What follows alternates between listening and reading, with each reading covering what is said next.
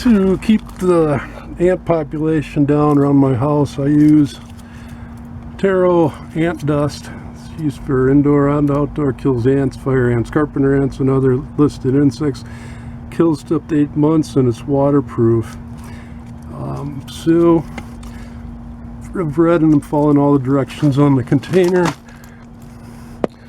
I'm just going to sprinkle out a bit, and I do that all the way around my house, so it forms a perimeter that if the ants crawl over that, gets on them, it'll kill them.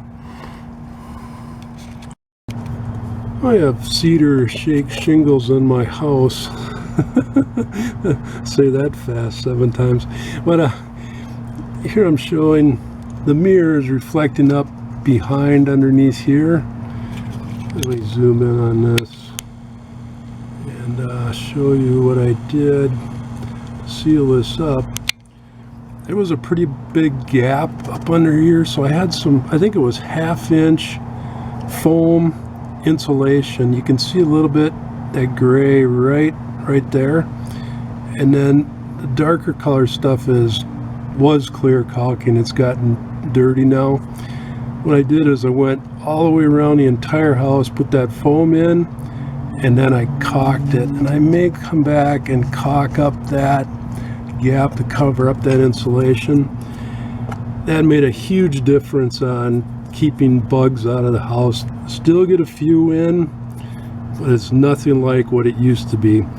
But if they just find one little tiny spot where there's maybe warm air leaking out in the fall, I live in Minnesota, it gets really cold here in the winter, but in the fall when it starts cooling off, I have the furnace going and it's warm temperature inside, they want to go somewhere warm. So if they find some little leak somewhere, they're going to beat a path to that, and you get, they can be bugs, stink bugs, box elder bugs, spiders, maybe ants. I had a mouse in the house one time, and after I sealed this up,